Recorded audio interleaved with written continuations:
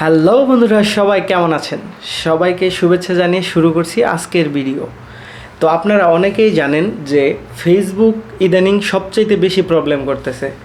ফেসবুকে যাদের monetization problem হয়েছে এবং যাদের মনিটাইজেশন চলে গেছে, বিশেষ করে রিলস এবং ইনস্ট্রিম, তাদের করণীয় কী?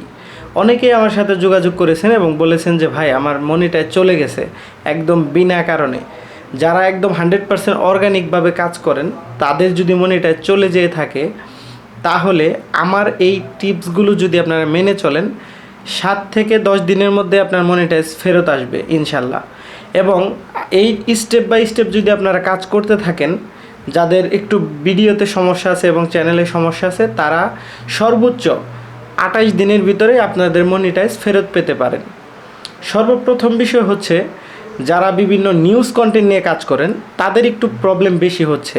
তো নিউজ কন্টেন্টে কেন প্রবলেম হয়? কারণ সেখানে পলিটিক্যাল অনেক বিষয় থাকে, রাস্তাঘাটের অনেক সিন থাকে, তারপর পাবলিক ফাংশন থাকে, সেখানে ল্যাঙ্গুয়েজগত সমস্যা থাকতে পারে, তারপরে মারধর, বিভিন্ন সিন থাকতে পারে। তো আমাদের ফেসবুকের রুলস কিন্তু খুবই কঠিন। এর মধ্যে আপনারা জানেন যে ব্লাড দেখানো যাবে না, তারপর মারামারি দেখানো যাবে না, এবং অশ্লীল টাইটেল ব্যবহার করা যাবে না। এবং অশ্লীল বাদেও কিছু টাইটেল আছে, যেমন খুন, তারপর হত্যা, রাহাজানি, এরকম অনেক ধরনের টাইটেলও কিন্তু আমাদের ব্যবহার করলে ভিডিওতে প্রবলেম হতে পারে এবং কন্টেন্ট ফ্ল্যাগেট ধরতে পারে। ফ্ল্যাগেট ইস্যু ধরে অনেক সময় ভিডিওটা ফেসবুক টিম টেক ডাউন করে দেয়, আবার অনেক সময় ফ্ল্যাগেট ধরে, তখন ওই ভিডিওটাকে ডিলিট করে দিলে তারপর সমাধান হয়। তো এখন আমি সহজেই কয়েকটা বিষয় বলি। এর মধ্যে হচ্ছে 1 নাম্বার পয়েন্ট, আপনার যেই দিন মনিটাইজটা চলে যাবে, ঠিক ওই দিন থেকে লাস্ট 4-5 দিনে আপনি কি ভিডিও পেজে ছাড়ছেন, এই জিনিসটা আপনি খেয়াল করুন। ধরুন আপনি এই কয়দিনের ভিতরে 5টা ভিডিও ছাড়ছেন, এখন 5টা ভিডিওর মধ্যে সন্দেহমূলক কোন ভিডিওটি আছে এটা আপনি ফলো করুন। সন্দেহমূলক যে ভিডিওটি, এটা আপনি ডিলিট করুন। সেখানে মিউজিক কপিরাইট থাকতে পারে, অথবা অন্য জনের কোনো সিন থাকতে পারে, বিভিন্নভাবে এরকম হতে পারে।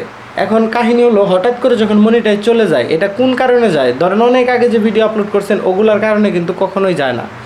আপনার লাস্ট যে অ্যাক্টিভিটি থাকে, সেই অ্যাক্টিভিটি অনুযায়ী শেষের দিকে আপনি কি ভুল করেছেন, এই জিনিসটা খেয়াল করুন এবং তারপরে এটা সমাধান করুন। তারপরে আপনি যখন ভিডিওগুলা ডিলিট করবেন, সর্বশেষ কয়েকটা ভিডিও ডিলিট করার পরে আপনি লাইভ করুন। আর আমরা সবচেয়ে যে ভুলটা করি, মনিটাইজ যাওয়ার সাথে সাথে ভিতরে ঢুকে দেখি রিকোয়েস্ট অ্যানাদার রিভিউ অপশন থাকে, অথবা রিকোয়েস্ট রিভিউ। আপনারা কখনোই মনিটাইজ যাওয়ার সাথে সাথে রিকোয়েস্ট রিভিউতে ক্লিক করবেন না। রিকোয়েস্ট রিভিউ দিবেন মিনিমাম 7 দিন পর। প্রথমে আগে চ্যানেলটাকে সংস্কার করুন। আপনাকে কি ভুল করেছে, কি ভুলের কারণে মনিটাইজ চলে গেছে, এটাকে আগে ঠিক করুন। সেটা মিউজিক কপিরাইট হতে পারে, অন্য জনের ভিডিও থাকতে পারে। আর ফেসবুকে কিন্তু ওয়াচ টাইম সহজে কখনোই কমে না। আপনি ভিডিও ডিলিট করলে ওয়াচ টাইম কমবে না। এই কারণে আপনি বেশ কিছু ভিডিও ডিলিট করেন, তারপরে নতুন করে আপনি রিকোয়েস্ট রিভিউ দেন, তবে সাথে সাথে না, কিছুদিন পর।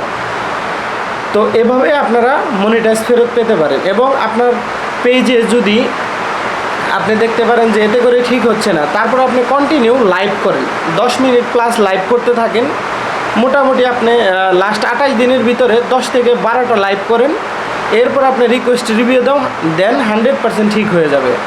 এই হচ্ছে পেজের ব্যাপারে আজকে বিস্তারিত মনিটাইজ ব্যাপারে। এর পরে আপনাদের জন্য কি ভিডিও নিয়ে আমি কাজ করব, অথবা কি ভিডিও নিয়ে আপনাদের সামনে হাজির হব, অবশ্যই আপনারা কমেন্টে বলবেন, আর আমি সেই বিষয়ে আপনাদের জন্য ভিডিও রাখবো। তবে একটা বিষয় মাথায় রাখেন, আমি আপনাদেরকে এই টেক চ্যানেলে এমন কিছু দেখাবো যেটা এর আগে সিক্রেট বিষয়, অনেকে আপনাদেরকে এটা দেখায় নাই। সো ধন্যবাদ, আমার চ্যানেলটির পাশেই থাকুন, সবাই সাবস্ক্রাইব করে রাখুন, নতুন কিছু পাবেন ইনশাল্লাহ।